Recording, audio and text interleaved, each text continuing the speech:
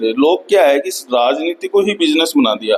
मैं कहता हूं कि बिजनेस एक साइड बिजनेस करो और फिर उसके बाद में राजनीति में लोगों की सेवा करो, लोगों का विश्वास जीतो।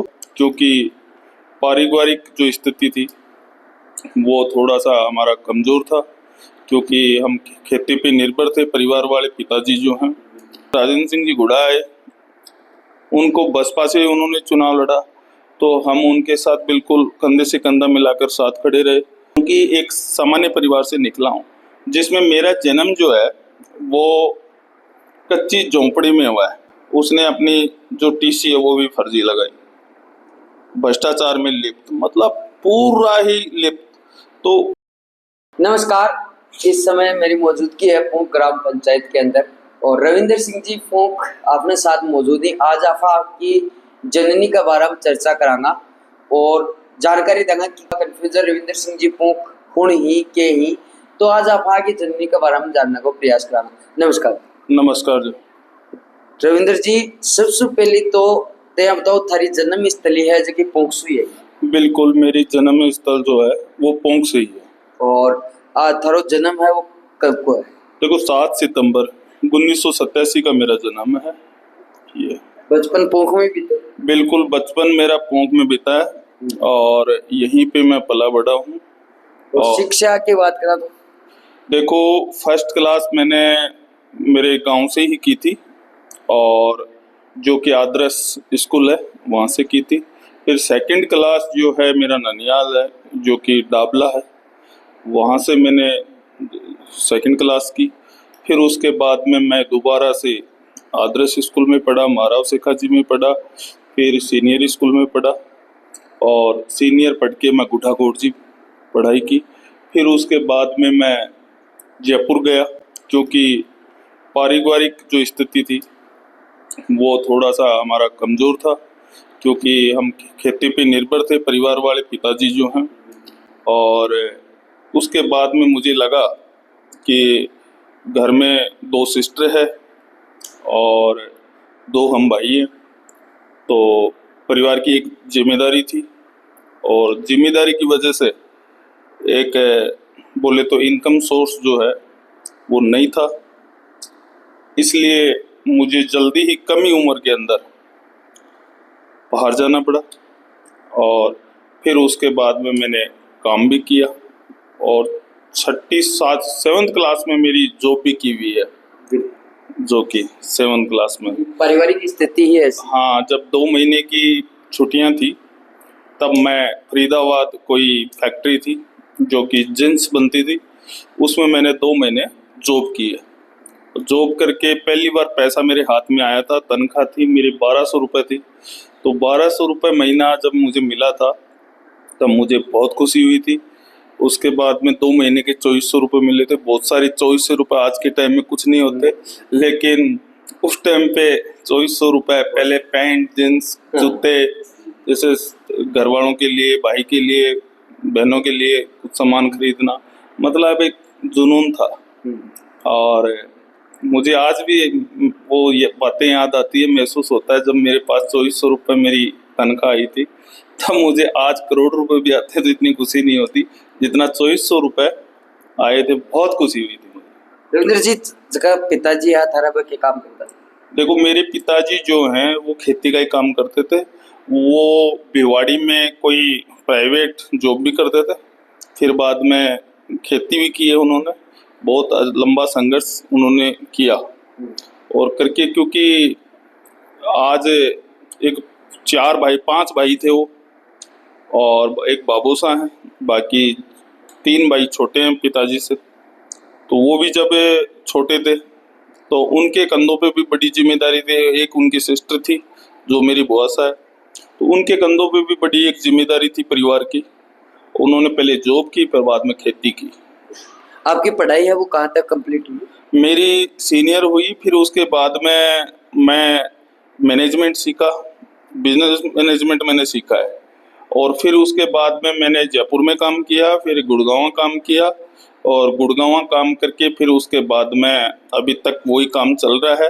राजनीतिक करियर में उतरना अचानक से और अभी लोगों के सामने आना, देखो, हम 2003 के अंदर हम जब पढ़ाई करते थे, तब से ही मतलब लोगों की सेवा करना ऐसा हमारा भाव था। लोगों के साथ मिलजुल कर रहना और प्यार प्रेम से रहना, सभी जातियों सभी धर्मों को एक एक जगह बैठाना, एक साथ बैठना, और गांव के अंदर एक लीडरशिप करना, वो बचपन से ही थी। वो एक, क्योंकि मुझे, आपको मैं बताऊं, मुझे सत्येंद्र जी सुकून मिलता है, किसी की मदद मैं करता हूँ, आज मुझे सुकून मिलता है अंदर से भाव है। ये कोई मैं मजबूरी नहीं है मेरी राजनीति करनी या फिर सामाजिक कार्य करने, लेकिन मुझे एक अच्छा महसूस होता है, क्योंकि एक राजनीति ऐसा प्लेटफॉर्म है जिससे ईमानदारी से किया जाए तो आपको मैं बताऊं कि बहुत ही लोगों को अच्छा काम करवा सकते हैं और लोगों का भला कर सकते हैं। और लेकिन ये चीज हो ईमानदारी से, बल्कि आज की राजनीति में वो चीज नहीं रही। आपको मैं बताऊं, बिल्कुल नहीं रही। लोग क्या है कि इस राजनीति को ही बिजनेस बना दिया। मैं कहता हूं कि बिजनेस एक साइड बिजनेस करो और फिर उसके बाद में राजनीति में लोगों की सेवा करो, लोगों का विश्वास जीतो, और यही बड़ा धर्म है ये। कभी राजनीति में कभी अभी तक कोई बड़ी पार्टी से आपका मिलना या फिर कोई टिकट के बारे में सोचना अभी तक हुआ है? देखो, बड़ी पार्टियों के बारे में मैं बता देना चाहता हूँ, ऐसा अभी तक हमने तो पहले कोई टाइम पे रणवीर सिंह हुड्डा हुआ करते थे, 2005 में 3 में, वो उनका जमाना था। तब हम उनका प्रचार किया, जो लोक जनशक्ति पार्टी था उनके साथ थे। फिर राजेंद्र सिंह जी हुड्डा आए, उनको बसपा से उन्होंने चुनाव लड़ा, तो हम उनके साथ बिल्कुल कंधे से कंधा मिलाकर साथ खड़े रहे। और फिर उसके बाद में मैं करनी सेना में सुखदेव सिंह गोगामेडी है, उन्होंने मुझे बाहर दिया। उन्होंने कहा था कि आप यार प्रदेश की कोई संभालो, प्रदेश को संभालो, और करनी सेना जो राष्ट्रीय राजपूत करनी सेना है। मैंने कहा दादा मुझे तो केवल एक छोटा सा काम दे दो, क्योंकि मुझे मेरे गांव की और मेरे क्षेत्र की सेवा करने में मजा ज्यादा आता है, और मैं इतना बड़ा बाहर कंधों पे नहीं ले सकता, मैं बाहर ज्यादा नहीं घूम सकता। फिर मुझे उन्होंने हंस के कहा कि आप एक काम करो, शेखावाटी संभालो। तो मैं एक शेखावाटी प्रभारी रहा। फिर उसके बाद में मैं आपको बहुजन मुक्ति पार्टी का आज मैं यूथ प्रदेश अध्यक्ष हूँ। जो आज मैं बताऊं कि रही बात चुनाव की, तो चुनाव क्या है कि पिछली बार गांव के लोग जो हैं वो एक सरपंच का चुनाव लड़ाने के लिए मुझे खूब मतलब आगे कर रहे थे। मेरी जो भी कार्यकर्ता लोग हैं मेरे गांव के लोग हैं, लेकिन फिर एससी की सीट आ गई, तो मुझे कहा गया कि एक 10 नंबर वार्ड है, उसमें मुस्लिम समाज का मोहल्ला है और राजपूत समाज के लोग हैं। उन्होंने कहा कि नहीं यार, एक चुनाव तो लड़ो, आप इतनी सेवा करते हो, हमें हमारी हर काम करते हो, तो हमें भी मौका दो, हम कुछ दें आपको। वो क्या दे सकते हैं, वोट दे सकते हैं आपको, तो हम वोट दें। तो उन्होंने, सच बताऊं आपको, ईमानदारी से बताओ, कि बड़े बड़े जो नेता हैं, एक वार्ड के चुनाव के अंदर वो लोग आ गए थे मुझे हराने के लिए, और फुल दबाव देने की कोशिश की। और ईमानदारी की बात है, सच बात है, कि मैंने 10 नंबर वार्ड में, आप चले जाना कभी, पूछ लेना कि उस 10 नंबर वार्ड में मेरे वोट मांगने तक नहीं गया मैं। मतलब वार्ड के लोग ही वोट मांगे, और फिर बड़े जो नेता थे, जो यहाँ के बाहुबली भी बोलते हैं, बाहुबली यहाँ के जो बड़े नेता जो थे, वो आके मेरे बारे में कि इसको हराओ, लेकिन लोगों ने मुझे जिताया, विश्वास जीता। और आपको मैं बताऊं, मैंने उनकी 5 साल सेवा की, और आपको मैं बताऊं कि मेरे वार्ड के अंदर, इस गांव के अंदर, पूरे वार्ड देखें अपन तो सबसे ज्यादा विकास कार्य मेरे वार्ड के अंदर हुआ। वहाँ पेयजल की बहुत बड़ी समस्या थी, वो मैंने बिल्कुल ही खत्म कर दी। अब दूसरी मंजिल पे पानी, बिना मोटर प्रेशर के दूसरी मंजिल पे पानी जाता है। सड़कें तो पीडब्ल्यूडी की सड़कें, ये जो पंचायत की सड़कें हैं आप देख रहे हो टूट जाती है, मैंने पूरी मजबूत जो होते हैं पीडब्ल्यूडी की सड़कें, उनसे 50 साल भी नहीं टूटेगी। क्योंकि वहाँ साधन नहीं जाते, गाड़ियाँ नहीं जाती और वहाँ पर केवल पैदल लोग जाते हैं। लेकिन पीडब्ल्यूडी की सड़क बहुत ही मजबूत सड़क वहाँ डल गई, तो उनसे 50 साल भी नहीं टूटेगी। 50 साल का जुगाड़ भी कर दिया उनका। बिल्कुल बिल्कुल। हाँ। रविंदर जी, मैं बात करूं, मुझे थे राजनीति की शुरुआत बताई रणवीर सिंह जी गोडा और राजेंद्र सिंह जी गोडा जगह के सागे थे बीटे में वो मंत्री आ और एक साथ थे रहता, लेकिन आज थे अलग नजर आ रहे हो बस क्यों के कारण? देखो क्या होता है कि जब मैं ज़्यादा नहीं बोलना चाहूँगा इस मैटर में, आपको मैं बताऊँ, क्योंकि मैं पहले बोल चुका और इस बात को मैं बार बार बोलूँगा तो अच्छा भी नहीं लगेगा। आज मेरी जीवनी के बारे में आप पूछने आए हो तो मैं किसी की कटास नहीं करूँगा आज, क्योंकि आपने मेरे जन्मदिन से शुरुआत की है। तो मैं चाहूँगा कि आज इसी मैटर में बात हो और आगे की पीछे की आपको मैं बताऊँ। और राजनीति जीवन मेरा अच्छा रहा, आपको मैं बताऊँ, ठीक है। मैं मेरे कार्य पे पूरा प्रतिबद्ध हूँ और मैं काम करने में, मैंने कहा था कि मुझे मज़ा आता है और मैं ये देखता हूँ कि मैं एक बिल्कुल गरीब परिवार से निकला हूँ, क्योंकि एक सामान्य परिवार से निकला हूँ जिसमें मेरा जन्म जो है वो कच्ची झोंपड़ी में हुआ है।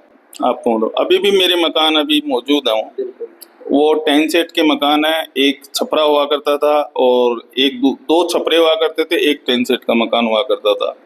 उसमें 10 सेट के मकान में दादो सा रहा करते थे और हम लोग छपरे में रहा करते थे।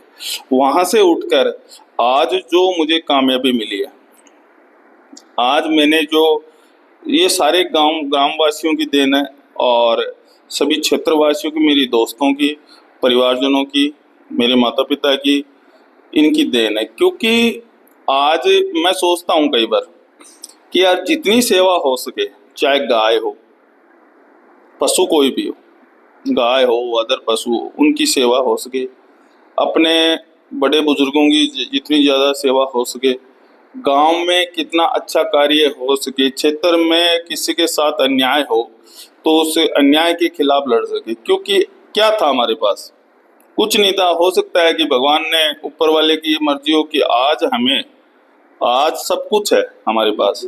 मैं बताऊं, कुछ नहीं था, आज सब कुछ है।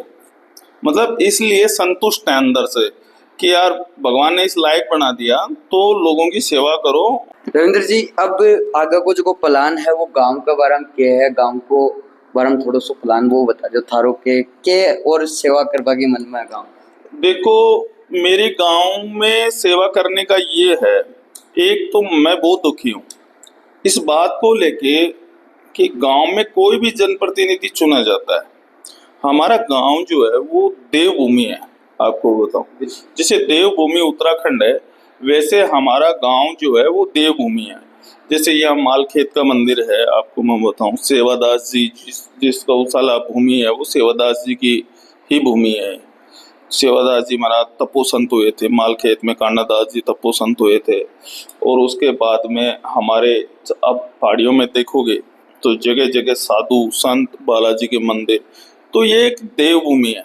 आपको मैं बताऊं, गोपीनाथ धनी का भी बहुत बड़ा मंदिर है यहाँ पर, और इसी पहाड़ी के अंदर मनसा माता का भी है, तो ये साकमरी भी है, लोहारगढ़ भी है। तो ये अरावली पर्वत, ये कोई देवभूमि है। इस देवभूमि में आपको मैं बताऊं, एक जमाना हुआ करता था हमारे गांव के अंदर कि हॉस्पिटल हमारे गांव के अंदर है और बैंक हमारे गांव के अंदर है, स्कूल जो है वो हमारे गांव के अंदर है, पशु हॉस्पिटल है वो हमारे गांव के अंदर है, महिलाओं का सेपरेट हॉस्पिटल बनाया वो भी हमारे गांव के अंदर है, लेकिन अभी चालू नहीं है। बड़ी विडम्बना है और दुखी भी होते हैं लोग, क्योंकि जनप्रतिनिधि कोई भी चुनते हैं। आपको मैं बताऊं कि इस गांव का जब नाम अखबार में कोई भ्रष्टाचार में लिप्त होके छपता है तो मन बहुत दुखी होता है। हमारे गांव में एक टाइम हुआ करता था जब हमारे एक महाजन भी सरपंच रहे हैं, बिल्कुल, और हमारे इंद्र सिंह जी जो पूर्व विधायक स्वर्ग पधार गए, वो भी सरपंच रहे थे, विधायक भी रहे थे। और आपको मैं बताऊं कि रामानंद जी भी सरपंच रहे थे, और हमारे मतलब एक सैनी भी थे वो भी सरपंच रहे थे, जो कि शंकर जी ठेकेदार।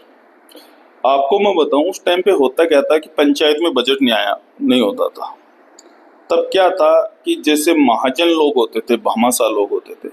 आज हमारी हॉस्पिटल है, भोजगढ़िया परिवार ने स्कूल, हॉस्पिटल और ये बैंक और ये महिला हॉस्पिटल, आपको मैं बताऊं महाजनों ने बनाई है। कन्या पाठशाला जो स्कूल है, जो कन्याओं की स्कूल है, वो भी एक महाजनों ने बनाई। आपको मैं बताऊं कि सड़कें, वो बजट हुआ करता था, उसमें 100% ईमानदारी से काम करते थे वो लोग। 100% वो भ्रष्टाचार की नहीं सोचते थे। वो अपना जो जीवन, अपने परिवार का जो खर्चा है वो खेती से या फिर साइड काम से वो निकालते थे, बल्कि इसको अपना रोजी रोटी नहीं बनाते थे पंचायत को। इसलिए बहुत अच्छे कार्य हुए। आपको मदों के उदाहरण है, हमारे रामानंद जी सरपंच हुआ करते थे। मैं बताऊं उनकी सड़क डाली हुई, जो फिर बजट आने लग गए थे। बजट आने की बात कर रहा हूँ, जब ये पंचायतों में अच्छा बजट आने लग गया था, रामानंद जी स्वामी जो सरपंच रहे। आपको मैं बताऊं कि अभी भी 20 साल 25 साल 20 साल होने को आई, अभी तक सड़कें उनकी ऐसी की ऐसी पड़ी। मैं बताते हैं, हमारे हम भी बच्चे थे, सुनते थे, वो चाय भी पंचायत की नहीं पीते थे, उसको भी हराम समझते थे। और उनकी जो सड़कें डाली है, उनकी जो टंकियां जो बनाई हुई है, आज तक भी हमारे घर पे आज भी टंकी बनाई हुई है 20 साल पुरानी। बाहर जो सरपंच दूसरी जगह जो सरपंचों की बनाई वो जर्जर होगी, बाकी उनकी टंकी आज भी प्रॉपर तरीके से मजबूत है, सड़कें मजबूत है। आपको मैं बताऊं वो गांव की सेवा की उन्होंने। फिर उसके बाद में हमारे एक सैनी है, मूलचंद सरपंच है, वो आया। और एक जो ग्राम सेवक है वो चोरेलाल हुआ करता था, उसका नाम ही चोरेलाल था। हाँ, उदयपुर वाटी का। उन्होंने करोड़ों का भ्रष्टाचार किया। आपको मैं बताऊं कि उन्होंने एक पट्टा बनाया, जो कब्रिस्तान होती है, पट्टा बना के उसको कॉमर्शियल जगह दिखा के और उस पे करोड़ों का लोन ले लिया गया। आपको मैं बताऊं तो आप सोच सकते हो कि आदमी कितने नीचे गिर गया, कि जब लास्ट जो भूमि होती है जहाँ मिट्टी मिलती है, चाहे वो शमशान भूमि हो, चाहे वो कब्र हो, कब्रिस्तान हो, आपको मैं बताऊं जहां आदमी लास्ट जगह जाता उस जगह पे भी नहीं छोड़ा। और आपको मैं बताऊं कि अखबार में रोज पन्ने भर भर के आते थे, भ्रष्टाचार भ्रष्टाचार भ्रष्टाचार। और उसके बाद में उसने किया, वो आज अयोग्य घोषित हो गया। उसने अपनी जो टीसी है वो भी फर्जी लगाई, भ्रष्टाचार में लिप्त, मतलब पूरा ही लिप्त। तो वो अयोग्य घोषित हो गया, उसमें मुकदमे दर्ज हो गए। आज भी करोड़ों रुपए सरकार रिकवरी निकाल रखी है, ठीक है। आज सच बताऊं, फिर उसके बाद में गांव में ऐसी की सीट आई, कोमल जी शेरावत जो है वो सरपंच बने। अब वो तो मैंने विरोध किया था, जब काम होते थे तब मैंने विरोध भी किया, खूब मैंने शिकायतें भी डाली। तब लोगों को उन्होंने काम बंद कर दिया, एक लगाम लगा दी मैंने। तो लोग काम के लिए बोला करते थे उनको, ग्राम के जितने भी लोग हैं, बोले यार हमारी सीसी की कब तो मेरा नाम लेते थे कि वो काम नहीं करने देता। फिर मैंने देखा यार, गांव वालों ने कहा यार वैसा वो तो ये बोल रहे हैं, बोले आप काम नहीं करने देते। मैंने कहा यार कि उनको कहो कि पूरी ईमानदारी से काम करो, रविंदर सिंह आपकी सहयोग करेगा, बल्कि आपका विरोध नहीं करेगा, ईमानदारी से काम करो।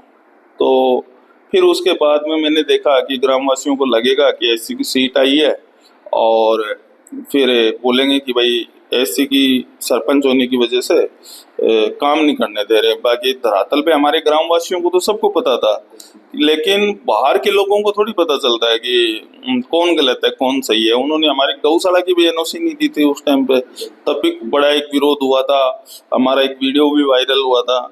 तो लोग बाहर के नहीं समझते, गांव वाले तो एससी के जो है आज 99% लोग जो है मेरे साथ खड़े, और उस टाइम पे भी खड़े थे, जब विरोध हुआ तब भी खड़े थे। आपको मैं बताऊं, क्योंकि मैं कभी छुआछूत, भेदभाव, धर्मवाद इनके खिलाफ हूँ, कभी भी मैं नहीं रखा। जब बचपन से था तब भी मैं इन लोगों के पास बैठता, हमारी गुजर समाज की बस्तियां हैं, इनके साथ खेले हैं, बड़े हुए हैं, सैनी समाज की बस्ती है, इनके साथ खेले बड़े हुए, इस तालाब है उस तालाब में नहाते थे, ऊपर से कूदते थे। तो मेरे में वो चीज बिल्कुल नहीं थी भर से। तो मैंने उनको कहा चलो ठीक है, अपन बैक हो जाते हैं एक बार, कोई दिक्कत नहीं है, जैसा काम करते हैं वो देखते हैं। उन्होंने, मैं 2 साल से थोड़ा बैक हो गया तो अब रिजल्ट आ गया। रिजल्ट ये आ गया कि 10-10 लाख, 20-20 लाख, जहाँ सफाई करवाई नहीं वो सफाई के पैसे उठा लिए, जहाँ बंदर छोड़ने के 10-10 लाख रुपए उठा लिए। फिर उसके बाद में सड़कें जो हैं वो गांव वालों के सबके सामने हैं, जो उन्होंने दीवारें लगाई वो फट गई। फिर उसके बाद में मैंने एक बार तो जांच भी करवाई थी, दोबारा बनवाई। फिर उसके बाद में जो सड़कें हैं वो बिल्कुल क्षतिग्रस्त हो रखी है। मतलब 5 साल तो कार्यकाल में तो चलनी चाहिए, वो भी नहीं चली। तो आज मन बहुत दुखी है कि ये जो अखबार में मेरा गांव का नाम जो छपता है, आपको बहुत दुखी मन होता है। और मैं तो कई बार सोचता हूँ कि यार, अब जो लोग भ्रष्टाचार में लिप्त हो जाते हैं, उजागर हो जाते हैं, अखबारों में नाम छप जाता है, फिर भी उनको शर्म नहीं आती कि लोगों के बीच में जाने से, वोट मांगने से। अभी भी वो लोग वोट मांग रहे हैं, आपको मैं बताऊं, जो भ्रष्टाचार में लिप्त हो और करोड़ों के भ्रष्टाचार कर लिया। अब मैंने पता लगा कि जिन कब्रिस्तान में उन्होंने लोन उठाया, वो पिछले जो रोजा थे, रोजा इफ्तार पार्टी कराने गया। करोड़ों का जो जिसने लोन उठाया वो रोजा इफ्तार पार्टी कराने गया है रोजों के अंदर। बड़ी हंसी आती है कि यार तुम क्या लोग हो, तुम्हें थोड़ी बहुत भी शर्म नहीं है, 1% भी शर्म नहीं है। इतनी नीच हो गए आप, इतने गिर गए कि आप इतने भ्रष्टाचार करके लोगों के बीच में भी कैसे चले जाते हो, आपको मैं बताऊं। तो ऐसा है। और मैं बताऊं आपको, ऐसा नहीं होना चाहिए। मेरी सोच ये है, अब की बार आने वाले पंचायत चुनाव के अंदर मैं तो ग्रामवासियों से एक ही निवेदन करूंगा, केवल एक निवेदन करूंगा कि देखो, सरपंच कोई बने, आपको मैं बताऊं, ईमानदार व्यक्ति को बनाना चाहिए। चाहे वो गुर्जर समाज से हो, चाहे राजपूत समाज से हो, चाहे सैनी समाज से हो, चाहे धोबी समाज से हो, चाहे खाती समाज से हो, चाहे बढ़िया समाज से हो, चाहे रेगर समाज से हो, चाहे नाइक समाज से हो, 36 कौम के अंदर, मुस्लिम समाज से हो, किसी भी समाज से हो, मैं नहीं कहता, लेकिन व्यक्ति ईमानदार होना चाहिए। यदि ईमानदारी उसमें होगी तो गांव का भला होगा। आपको मैं बताऊं, गांव का नाम होगा। क्या था पूंख, क्या बना के छोड़ दिया, क्या था? एक पूंख गांव का 8 गांवों में नाम था। आज भी उदयपुर वाटी का सेंटर मानते हैं। विधायक चुनाव में आपको मैं बताऊं, यहाँ पर इस गांव में विधायक खूब रहे हैं, प्रधान खूब रहे हैं, बड़े नेता खूब रहे हैं। आपको मतलब पीछे जब देश आजादी के बाद भी हमारा गांव जो है राजनीतिक क्षेत्र के अंदर बहुत आगे रहा है। लेकिन अब स्थिति ये है कि इस गांव में 15-20 साल के अंदर इस गांव को क्या था, क्या बना दिया। अब मैं ये कहूंगा कि ग्रामवासियों से तो मैं एक ही निवेदन करना चाहूंगा, हाथ जोड़ के, कि चाहे किसी को बनाओ लेकिन ईमानदार व्यक्ति को बनाओ, और ऐसा काम करो कि दोबारा अखबार में भ्रष्टाचार में लिप्त होके कोई नाम उजागर नहीं हो, गांव का नाम खराब नहीं हो, ये मैं कहना चाहूंगा। रविंदर जी, अगर थाना का ये बार गांव मौको दे है तो के गांव की किस्मत बदल सके? देखो, ये तो मेरा गांव जानता है। मैं नहीं कहता कि मैं मेरे मुंह से नहीं कहूंगा कि मैं कैसा हूं, क्या हूं। वो मेरे गांव और मुझे जानने वाले लोग और क्षेत्र के लोग मुझे जानते हैं।